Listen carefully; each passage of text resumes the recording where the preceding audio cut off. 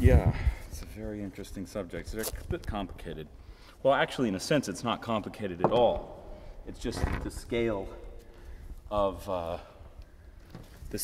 what it means, of the events that happen as you play the organ are informational. And we view the organ as, a lot of people think the organ is absolutely a spiritual instrument, and that's just totally wrong. Totally ironic as well. But you're wearing analog dancing shoes for playing the organ. Well, I'm not wearing, electronic. they're Latin dancing shoes. I don't know if those are analog or digital.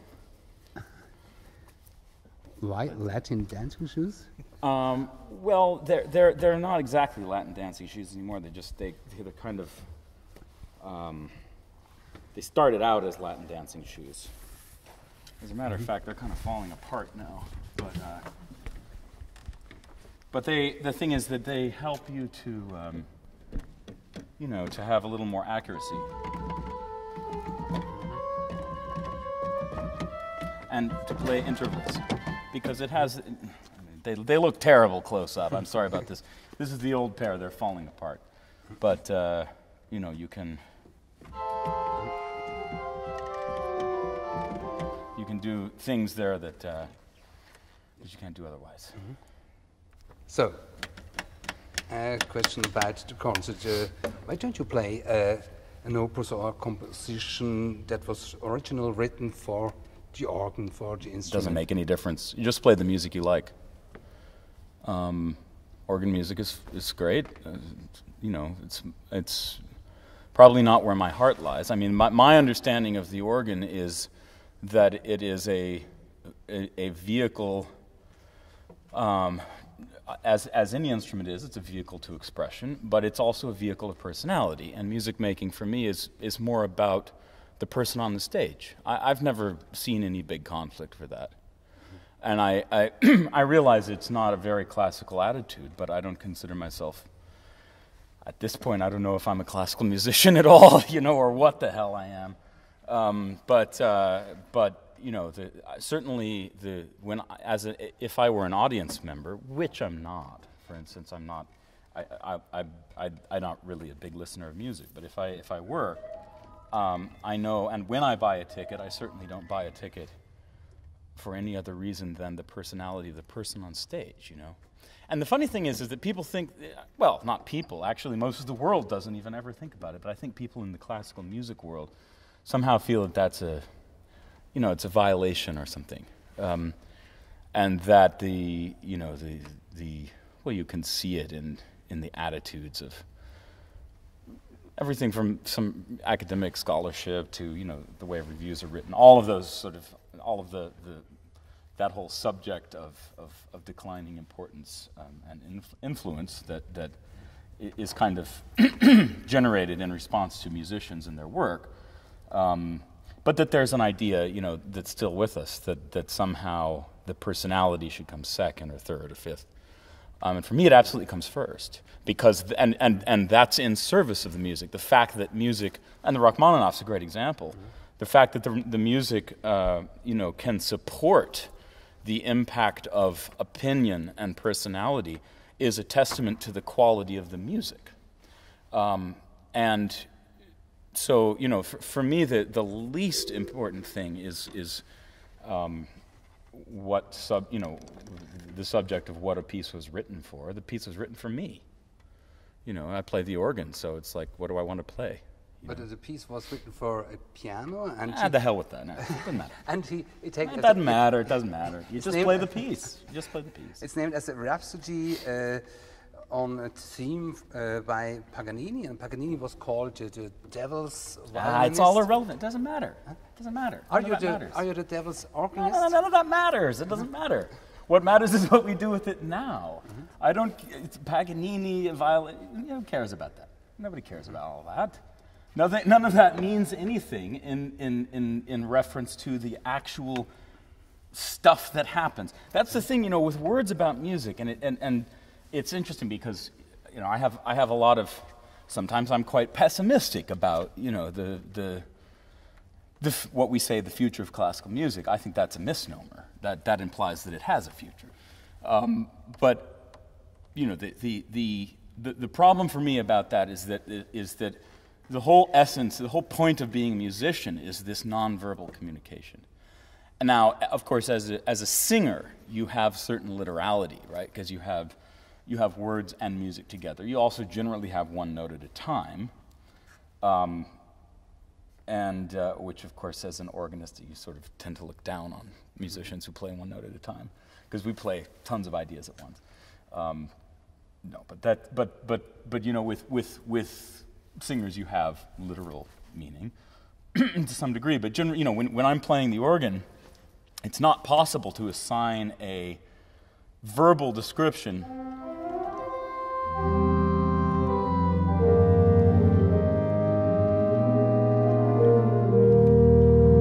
to that or anything else that's anything other than analytical. You know, you can go on for days about how some texture I could play might be, because a lot of people use the word jazzy when they hear my organ music, and I know that whenever you hear that, you know you're dealing with a person who really doesn't know anything about jazz. Because, oddly enough, to be in Switzerland, if there's a composer who has influenced me, it's Arthur Honegger. Because one of the formative experiences of my musical life, when I was 11 years old, I sang one of the short little solo in his cantata, Joan of Arc at the Stake, in New York. And that focused my life onto music in a way that nothing else did. But I think it also, it's not like I was a great boy soprano or singer or anything. Of course, I lost my voice. But the impact was made, you know.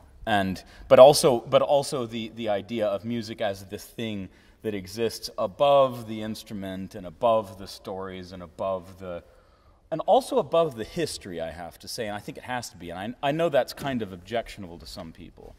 But maybe for an organist, that kind of view is even more important. And I would dare to say that it is, even if most organists take a very historical perspective on their work, which I think we know they do, most of them do, and that's their right. Actually, it's neither here nor there for me, except that for me, music is not about history, nor is it about the future. It's about the present. It's as wrong to exploit classical music to try to make it survive in the future as it is to focus obsessively on its past. Neither are actually in the slightest of interest to me. What's of interest to me is what happens in the moment and what I feel. And that makes me, I think a lot less profound in the eyes of some people, but it's just how it is. Can you make a demonstration of your way of contemporary playing to the organ? Well, I mean, I can just show you what I do, but I don't think it's very contemporary, because, and nor is this organ, by the way. This organ is a great paradox, and actually, that's one of the traditional things about it, because when you scratch the surface of the organ as a subject, you find one of the most fascinating things about the instrument, historically, technologically, and artistically, and this crosses over to the people who play it, because more than in any other instrument, I think there's a deep psychological link between the nature of the organ, its operation, and then the psychological makeup of the people who are attracted to that, and obviously I include yours truly in that. That it's an instrument that has this incredibly long history, but it's full of paradoxes and contradictions, and this organ is exactly like that. Obviously, this is the most advanced digital organ in the world, so technologically it's somewhat radical. But that technology is employed in a way that is intended to produce what amounts to a very traditional organ. It's just not what you Europeans think of as a traditional organ. The traditional organ in Europe, the organ that we have now, and I'm very ashamed, sorry, and hurt to say that most of the organs that you're installing now are essentially 18th century organs with, fancy electrical consoles and a few extra things. If you look at the big new organs by most of the pipe organ builders, that's really what they are. It's an 18th century question for, they make gestures towards eclecticism and romanticism. But for the most part, Europe is sort of stymied by the legacy of the German Baroque organ. And if you consider the German Baroque organ to be the height of organ building, then we'll never have dinner. Because there's so much more to the world and to the life of the instrument, and that comes from America. That comes from, much like the old American value, I wish it weren't possible to describe it as almost passé at this point, but the idea that America is a place for all people and a place that becomes what it is by virtue of the inclusion of all these other things. The organ is much like that, and a great organ is like a great city. And it will have, of course, boulevards and cathedrals and embassies and grand and holy things, but it should also have a nightlife and an industrial area and all of these underlying subjects. And that's what the American organ has that the European organ, for the most part, does not. And that's why this organ for me is so important all over the world. In China, when we take it to America, everywhere it plays, I'm able to open people's ears to some things that they haven't heard before, and also share sounds that they probably wouldn't hear in person anywhere else or in their lifetimes. But it's in traditional sense, it's even more important in Europe because your organs here are so limited. And I'm the first person to say that. And I think, I'm not the first person to say it, lots of people think it. But it's kind of funny, there's that, who was it who said, you can respect, I don't know if they were talking about Bach or music, but the example holds, you respect Bach, I will love him. I will love Bach. And that's how I feel about the organ. It's all very well, you can respect the organ and have your traditions and historical things, that's great. And I don't mean to dismiss it or make light of it. That has all been good to me, but that's kind of all book learning. The thing of making the organ your own and putting something on the line and having an opinion about what the organ should be and how it should be able to be adaptable, and also what challenges face the organist and the way that the pipe organ is totally failing to address those for the future. That's where I have some ideas that I think are interesting. Because that is your own instrument. This is the International Touring Organ. It is built by Marshall and Ogletree, and it was designed by me. And how does it work? Are these synthetic sounds? Well, or see, this is sort of where we run into trouble, because if you have to ask that, then the question itself is obviously irrelevant.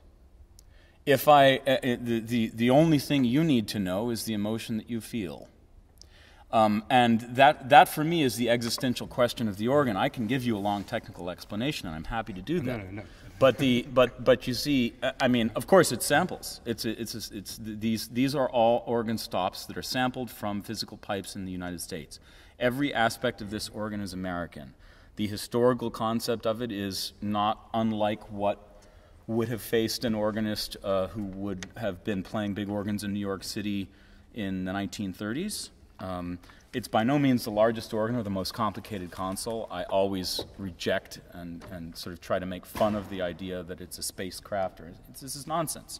This is an intensely hierarchically organized, extremely ergonomically arranged organ, which is incredibly easy to play, which can be played by anybody who has a basic organ degree or even can play hymns. Which is also compatible with the American theater organ tradition, by the way, but without sacrificing principles, including those of the Baroque organ, which it, through this sort of school of American eclecticism, absolutely honors. The organ, this is to me the most American organ in the world, not only because it was made in America by Americans to an American design for an American player, all of which I feel are incredibly important, but because all of the sounds derive from American organs, and that is not by mistake. It's because I feel that the height of organ building in human history has nothing to do with the European organ. The European organ was in many eras a great and glorious shining achievement on the way to the American pipe organ of the age of electricity, from around, say, 1899 to, let's say the outbreak of World War II. And those early years of the 20th century produced for me the greatest pipe organs in history. So that's what this instrument is derived from. Is it perhaps a sort of mission of you to free the king of the instruments, the organ, from the prejudice of a elected, slow and old instrument? No, because the organ itself technologically does that. The pipe organ itself foretells the digital organ. When you understand how the pipe organ functions, and you understand that all organs exist within the binary system, it's the only instrument that is. A note is obviously in a mechanical action organ. It's possible to manipulate this a little, but that's not how the organ is played. The organ is played in a binary fashion, meaning that a note is either fully on or fully off. And the organ also observes basic principles of mathematical calculation in that you have to have logic gates closed for musical events to occur. Without any stops drawn, the organ produces a null result. With stops drawn and no keys depressed, there's a null result. It's only when you have a stop drawn and the key depressed that you receive a musical product. And and this is true of all organs, no matter how great or small, or however they produce their tone, or whenever they were built. Pipe organ, digital organ, it's irrelevant. All organs are binary and combinatorial. They're binary in the sense that I demonstrated. They're combinatorial in that each sound-producing entity of the organ, each stop, as we would say, or register in Europe, is, to use a term from computing, a discrete entity, meaning that it is its own subject. It has its own sort of area of function, which is why the organ itself is organized into different organs. The organ is literally self-similar, and it shares with many aspects of nature, and in fact the human body itself, a rather fractal kind of self-similarity, in that a large organ like this is comprised of divisions, which themselves are complete organs in a sense, and which all observe the operational sort of rules of what an organ is, as do each of the stops that make up those divisions, which is also why it's bogus and to say, and you should never be told, although people who like to promote the pipe organ sometimes like to say that each pipe in an organ is a musical instrument. That's also equally false for that reason. Each pipe, in other words, the sort of threshold of what constitutes a discrete element, stops at the stop, because a stop is, by stops at the stop, what I mean is for each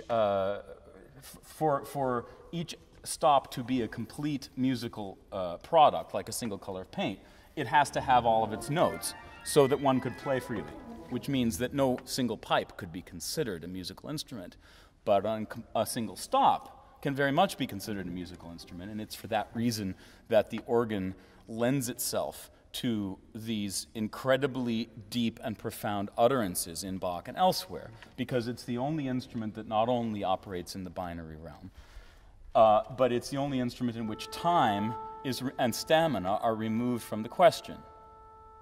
A note held will continue to sound as long as it is held. So the aspect of time and of human stamina in maintaining that note are absolutely removed.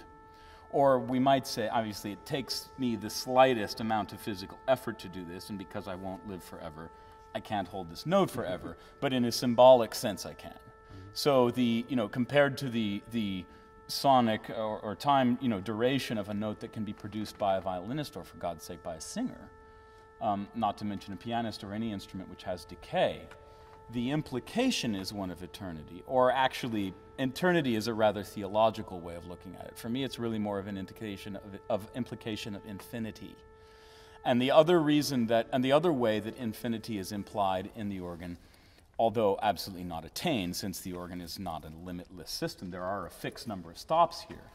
But the other rather, I'd like to say mathemagical, because it's anything but magical, but it's certainly mathematic and very fascinating. The very interesting aspect of the organ, which no other musical instrument has, is combinatoriality. Because each of these is a discrete entity, we know that the organ has a number of stops. In this case, it has 182. And, well, that depends how you count, but we can use, any large number like that. And so that it becomes easy to understand that since the number of combinations available from any number of stops is, of course, a factor of, it's factorial. So if we want to figure out the number, it's a very simple, math problem. It's just big. If you have a 70-stop organ, the total number of stop combinations derived from the stops themselves would be given by the problem 70 times 69 times 68, and so on. And so even a 70-stop organ generates a number, I think it's 1.191 times 10 to the 23rd or something like that. It is an extremely large number. And so since we know that playing the organ also requires a certain amount of time, It would take time, of course, to hear the difference between this combination and this combination, and this combination, and this one, and all of that. And if we were to therefore spend even 1 minute on each combination of this organ, it would require almost 400,000 years to hear every one.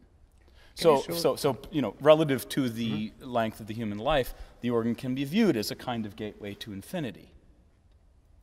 Can you show us? Well, sure. I mean, here's a little of the Rachmaninoff.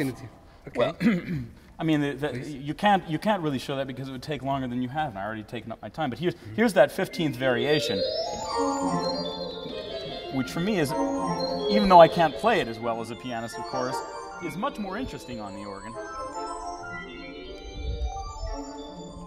Because I can split it up into 3 identities here.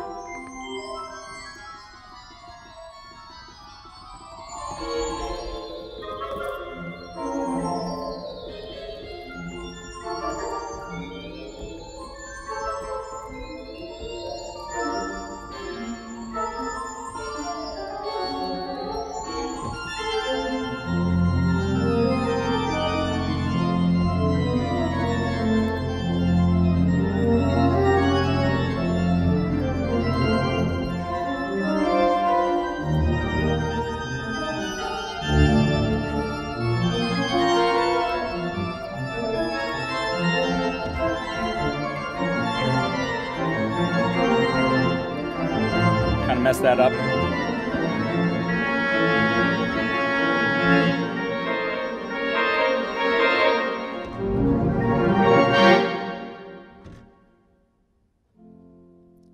Now, one of the wonderful things about the organ, too, of course, is that it has these extreme spectra. In fact, it's defined by these the spectrum of course, the issue of passage of time, or in a way, the non-passage of time, because time sort of counts for less if you can make something. You know, I can make slow things slower, and if I play with in deep clarity, in a way, I can make fast things faster. So time itself becomes kind of malleable in this psychological way that's not accessible to other instruments. No other instrument has obviously the tonal range, by which I mean the registration of pitch, from extremely low, you know, well over 7 octaves. But also the obvious contrast between different tones.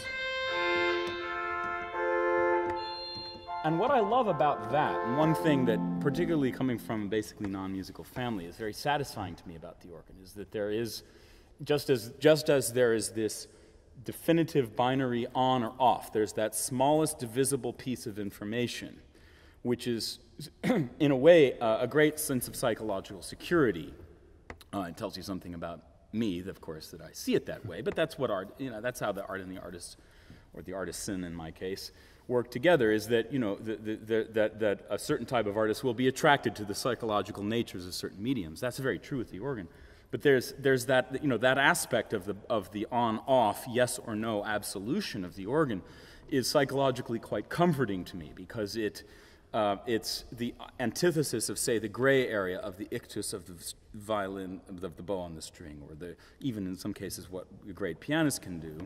And at the same time, the spectrum of the available range of volume, from absolute, you know, from the threshold of audibility through to, you know, where are we here? To, you know, extreme, you know, contrasts of huge volume. It's of course not so much these extremes that are the point, but the ability to traverse those extremes with basically total smoothness and impunity. It's a psychological impunity, because of course there is a sort of stepped difference, you know, between these volume levels. But that's part of what artistic organ registration does, particularly in, you know, in my view of how the organ should be treated, is that in some ways there'll be, you know, these very intense ongoing structures of how combinations interact with each other, and they're linear, of course, because, you know, you don't go backwards, you go forward. So there's this great alignment that has to happen with the musical idea, the actual activation of the key, and then the combination onto which those keys are falling, or mapping would be the word. And so, that's one of the reasons the organ is the most anti-spontaneous instrument, and I think is usually deserves to be thought of as the most boring instrument. It's not that it's boring, that no instrument is boring or not boring. It's just a matter of how it's played. And because the organ requires constantly the maintenance of at least 3 streams of data in the mind, it shall we say, presents a challenge that other instruments don't, because one must maintain the technical activation of the key, mapped onto which, even in a musical concept which doesn't require that many individual combinations, it's still very important to align the activation of the stops, however complicated or not, whatever kind of organ, whatever age of organ, it remains true, that has to be aligned with the musical input. And then, rather more complicatedly and slightly more difficult to define, but basically related to rhythm and one's ability to listen to oneself in a kind of cyclical way, there's a third data stream, which of course you could consider to be the emotional manipulation of the other 2. And so, the organ itself and its operation is really not unlike a fugue, in which each part has its own identity, but that identity is only fully realizable in context of the entire whole. And that's why I describe the organ as having a self-similarity or a fractality in some ways about it. There's no, a well-designed organ with, a well-played composition has sometimes, and this is very true in Bach, that mathematical sort of wonder of this geometric complexity where it's very difficult to tell where the edge of the onion begins, and the more you pull it apart, the more onion there is. So for a person with obsessive compulsion like me, it's extremely fun to look at the instrument from those things, from those ways and ways of thinking. Okay, thank you very much. My pleasure. So we have to make some 4-minute spot for this. Good. That's your problem, not mine. That's our problem. Thank you very much. Anytime. And feel free to release the whole thing too, as you wanted.